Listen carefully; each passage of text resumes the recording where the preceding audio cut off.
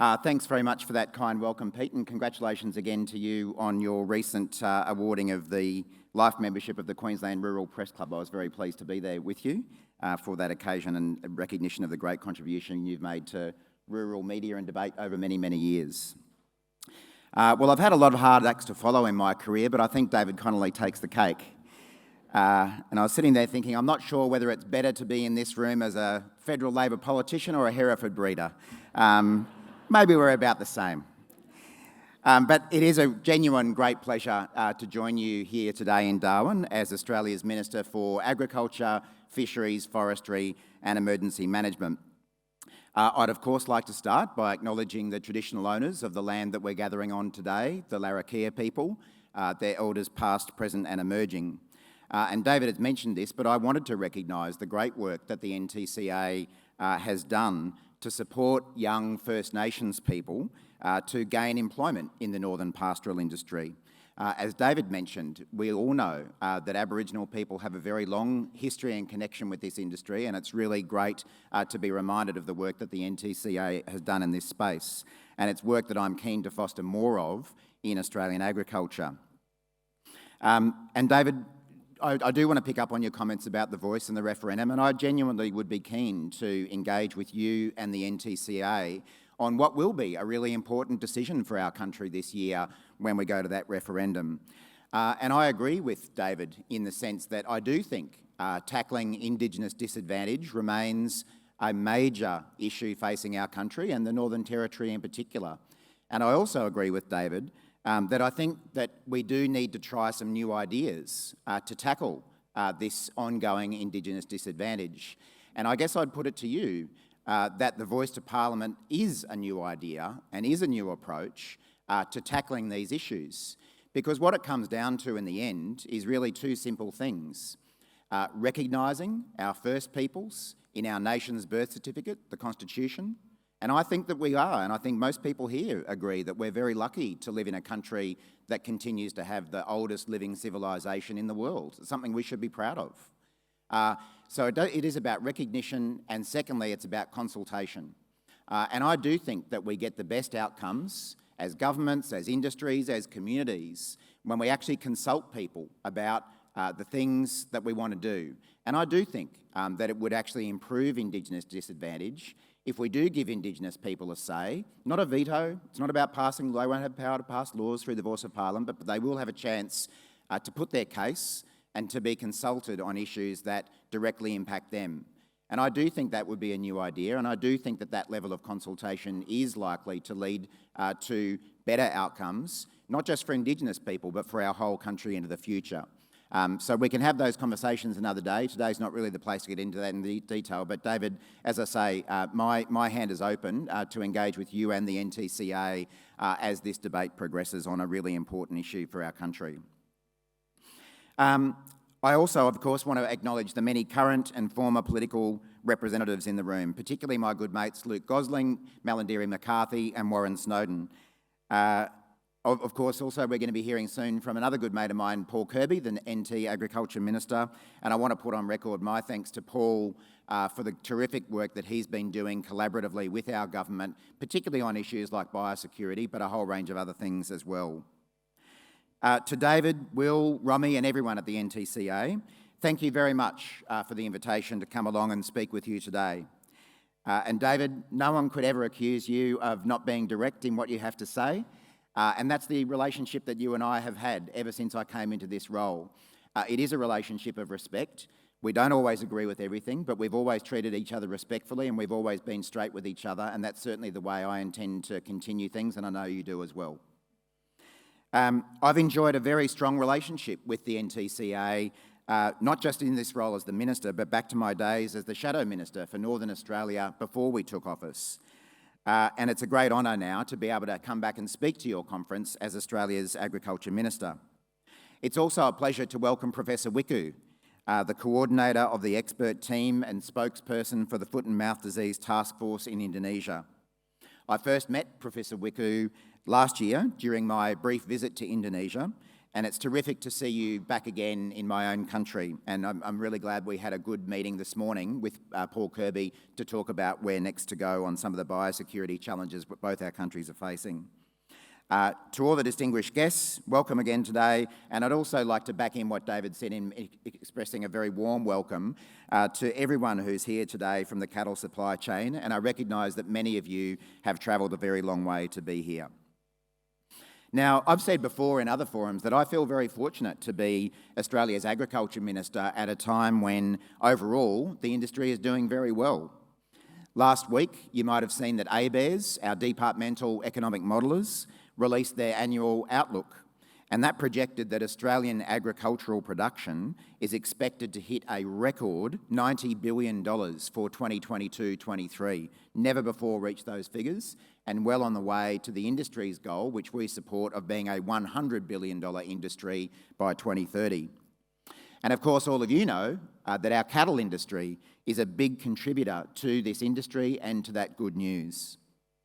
As all of you know, premium Australian cattle and cattle products are in high demand both across our nation and across the world. And there's much for us all to celebrate about this industry. Its economic value, its contribution towards food security both here and overseas, and the important role your industry plays in so many regional and remote communities, especially across our country's north. So on behalf of the Albanese government, I want to thank you for the work that you and your colleagues do each and every day and the contributions that each of you make in all of those ways. The gross value of Australian livestock production is forecast to remain steady in 2022-23 at $36 billion, and live cattle exports continue to play a big role in those figures. In 21-22, Australia exported nearly 618,000 head of cattle, predominantly to Southeast Asia, with a value to the Australian economy of over $1.2 billion. Now, nearly 40% of those exports started right here out of the Port of Darwin, the largest live export port in Australia. Last time I was in Darwin, I visited the Berrima export yards, and I could see for myself the importance of this trade to this part of our country. Now, as you know, prices of beef and cattle have been high, with the industry in a herd rebuilding phase since early 2020. And it's exciting that MLA has forecast that in 2023, Australia's national cattle herd will grow to its highest level since 2014 at 28.8 million head. Although with that, prices are forecast to fall from their recent historic highs to operate at longer-term averages in 2023. Now, we also know that the industry has faced some recent challenges, such as the impact of foot and mouth disease and lumpy skin disease on live export numbers to Indonesia, and we of course all want to see those numbers recover. As David mentioned, flooding events throughout 2022 and into 2023 have impacted on production in the Victoria Daly region here in the Northern Territory, in addition to what we've seen in cattle country in the Kimberley and Queensland's Gulf country, where I'll be heading this afternoon to meet up with people in places like Normanton and Burketown. As Peter recognised, as Emergency Management Minister over the last 9 months, I've seen enough flooding around the country to last a lifetime. And I know that all of our thoughts, wherever we're from, are with those people who are struggling with those floods and the ongoing recovery right now. Now, despite these challenges though, and other challenges that I'll mention, our government remains bullish, if you mind the pun, about the future of this industry going forward, including live cattle exports. And I'm here to tell you that in the Albanese government, you have a strong supporter in Canberra when it comes to live cattle exports. Now, I understand that some have questioned that, and David raised those concerns today, in light of our commitment across 2 elections to phase out live sheep exports by sea. And I know there's a lot of speculation about what that means for live cattle exports into the future. But like I said at the Live Exchange conference in November last year, admittedly by virtual rather than in person, and as I'll continue to say, the Albanese government strongly supports the live cattle export industry, and we will not be phasing it out. In fact, we want to support the live cattle industry to grow and prosper into the future. As I've said, I've enjoyed a strong relationship with your industry well before I became the Agriculture Minister. In your federal Labor representatives, people like Luke, Marion and Malandiri, I can assure you, you have strong champions in federal Labor ranks in Canberra. And in Prime Minister Albanese, you have a strong supporter, one who, like me, has actually travelled to cattle properties here in the Northern Territory as a guest of the NTCA. And I was talking about those trips that he undertook and his support for the industry with him only yesterday. Our support exists for many reasons, but chief among them is the fact that live cattle exports are a cornerstone industry for Northern Australia, contributing more than $1 billion to the national economy each year. It's an industry that delivers vital jobs and opportunities, including for Indigenous Australians, in some of the most remote parts of our country. It's an industry with a strong commitment to animal welfare, recording far lower mortality rates than live sheep exports. And that's not surprising, given the comparatively much shorter voyages that are undertaken for live cattle and the much harder species that are being shipped. I do think that these are important differences between the live cattle export trade and live sheep exports. Now, I understand that many people in this room don't agree, but I do make the point, and David recognised this, that we have been honest and transparent about this going to the last two elections with this commitment to phase out live sheep exports by sea. As David's recognised, we've also committed to do it in an orderly manner. There are groups in our community that want to see that trade happen be extinguished overnight, and that is not our government's position. We recognise that it will have an impact, a serious impact on many people in Western Australia in particular, and we need to do that phase out in an orderly, consultative manner, and that's exactly what we intend to do. Now, I don't accept, though, that it means the end of the sheep industry, particularly in Western Australia. Even in the last year or so, our government and our predecessors opened up big new markets for sheep meat in places like the UK, in India, and we hope to land a good deal with the EU before too long as well. So that will provide big new opportunities for sheep producers in our country to sell more sheep meat, processed sheep meat, to those countries in addition to the existing markets that we have. And again, I recognise that that can't be done immediately. We don't have the processing facilities or the workforce right now to cope with that influx in places like WA. But if we do this in an orderly, consultative way, I genuinely believe that the sheep industry in Australia has a very bright future, albeit a different one in some parts of the country to what it's been in the past. And I have to say, lest anyone think that concerns with the live sheep export industry are limited to one side of politics, let's not forget that less than 12 months ago, the now federal deputy leader of the Liberal Party was calling for live sheep exports to be banned, having introduced a private member's bill to ban the trade with the support of several other senior Liberal colleagues. And it was under the former coalition government that live sheep export volumes crashed by around 70% to a point that they now represent less than 1% of Western Australia's overall agricultural exports. I do want to work with the Australian cattle industry and our trading partners to ensure that export regulations meet the high standards of animal welfare expected by the Australian and overseas community. And I know that's something that your industry wants to work on really hard as well. As David said in his speech, I know that producers care about their cattle, care about whatever kind of livestock they're raising. And I want to work with you to make sure that those regulations are strong and inspire public confidence into the future. But for the reasons I've set out, our government remains focused on strengthening our markets for live cattle exports and continuing to produce quality meat for Australians and our overseas neighbours. And it's because of that support that we've been working closely with your industry on some very serious challenges that have been facing it. And chief among them has been biosecurity.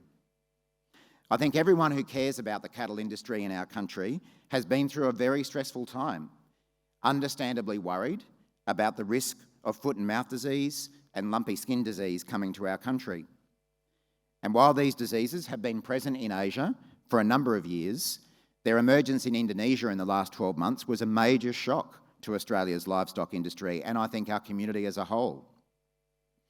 Following official confirmation that it had spread to Bali in July, our government acted immediately to impose new measures to protect Australia from an incursion.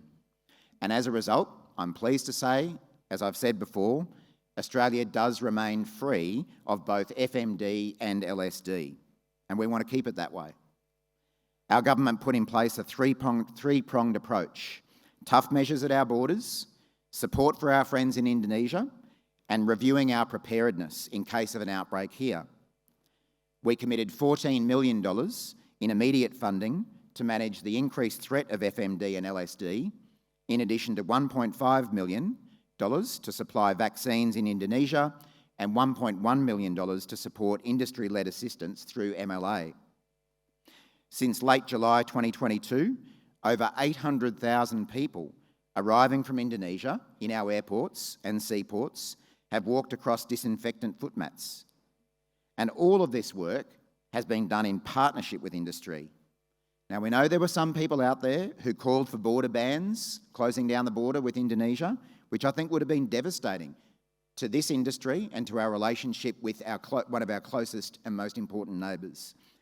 And while some people made those calls, our government got to work with industry on real solutions to keep this livestock industry safe.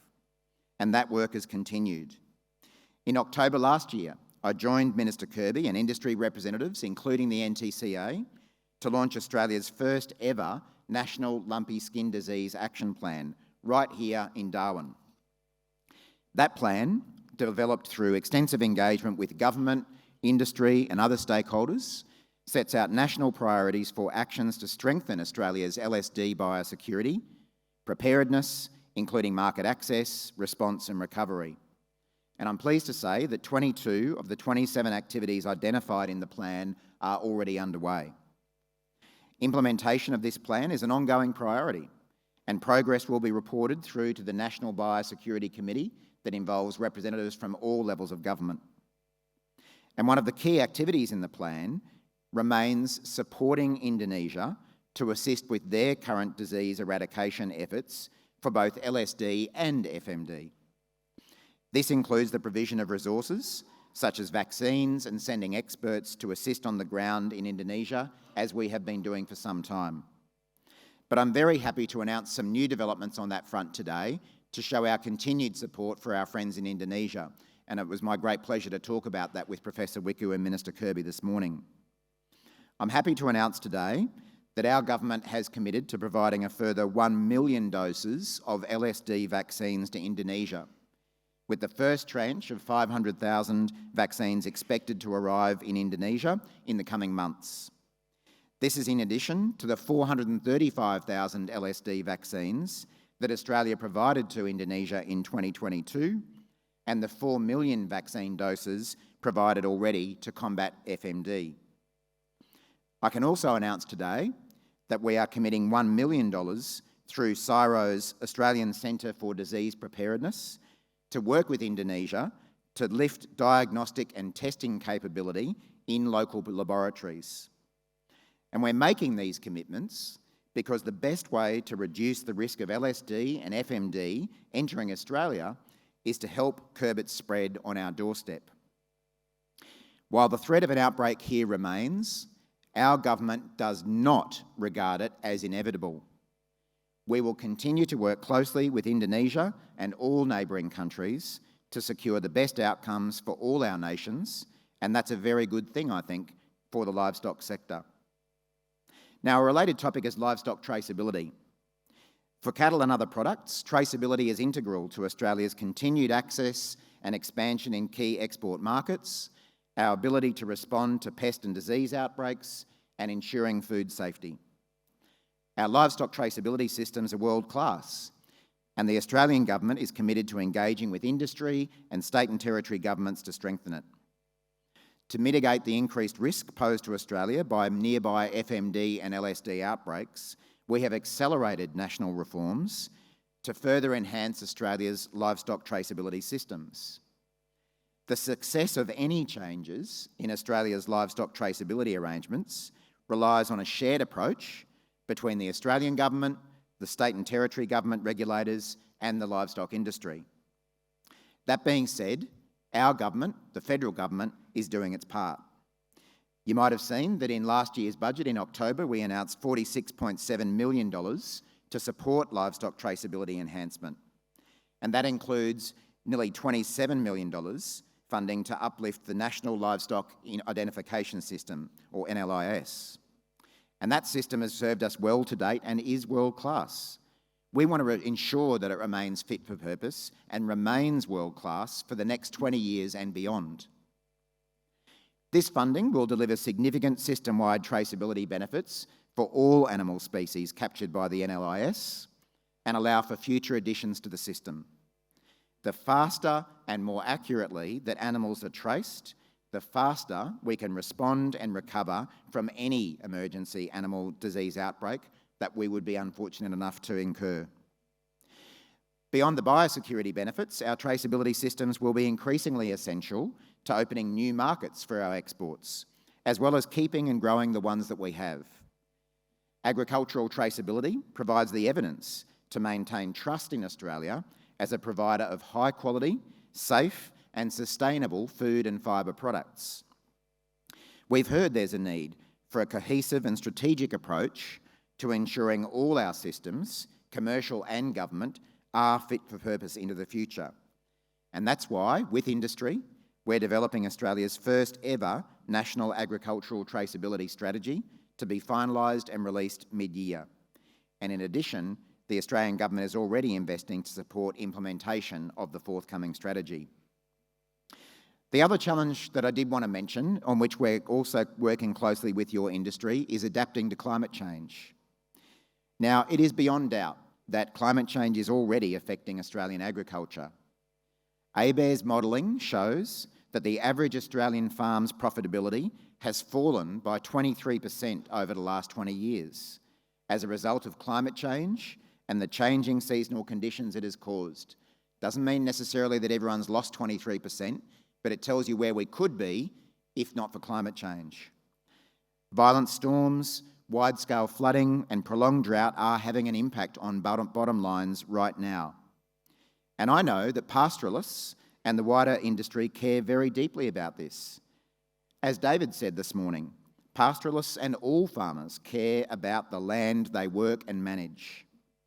And that's why strong global action, backed up here at home on emissions, is in the interests of this sector long term.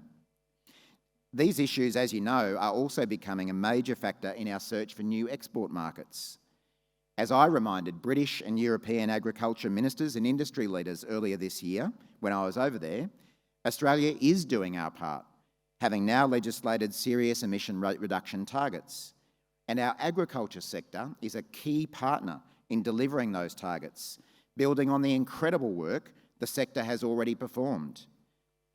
I've said before that I don't think this industry gets enough recognition for the terrific work that you've been doing around sustainability and adapting to climate change already that we need to build on. The Australian livestock industry has recognised the challenges and opportunities that climate change presents and was far ahead of government for a very long time in setting its own ambitious goals. Those people I met with internationally were surprised when I told them of the work done by your industry, including the red meat sector's commitment to carbon neutral production by 2030. We need to recognise these achievements and celebrate them. Everywhere I go, I meet farmers, pastoralists, station managers who are exploring ways to reduce emissions, such as through improved management of herds to reduce methane emissions intensity. Feed supplements and other technologies are also emerging as options. They're not there yet, but they're emerging, with more work to be done on application in more extensive production systems like those here in the NT. And that's why our government's investing $8 million in supporting the commercialisation of seaweed for use as a low emissions feed supplement. We're investing $29 million in the methane emissions reduction in livestock program to support research, development and deployment of methane inhibiting livestock feed, including deployment to grazing animals. And it's why we're investing significant funds in industry research and development corporations and the Future Drought Fund. And that's, of course, in addition to the incredible investments that your industry itself is making. I think there are also really significant opportunities for landholders in the growing carbon market. For example, savanna burning projects.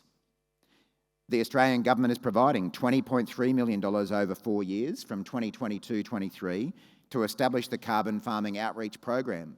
Because one of the things I often hear when I'm out on farms is that farmers want to get involved in this. They want to do these things. They want to do the right thing and they want to manage their money better and have better bottom lines. But sometimes they don't know where to get that information and don't know how to make that shift. And that's exactly what that kind of carbon outreach program, along with other things we're doing, is attempting to fix. That program will support Australian farmers and land managers to reduce emissions and participate in carbon markets. And I think that's a really exciting development for this industry. So between government and industry, there is plenty happening in the climate change space. It makes good business sense to do so, quite apart from the environmental benefits that it brings. And there will be plenty more to be done, and it's my firm intention to do it in partnership with your industry. So just in wrapping up, can I again say that the Albanese government does truly recognise the massive contribution that your industry makes to our country, but especially here in the best part of the country, Northern Australia. We will continue to support this industry by implementing policies and programs that foster productivity, business resilience and profitability in the longer term. And we want to do it in partnership with you. I look forward to working by your side to deliver those very outcomes. But today is also, and we have to remember this, a well-earned opportunity to reflect on your many successes, and I can't help to wait and see you build even more. Thanks again for the opportunity to talk with you.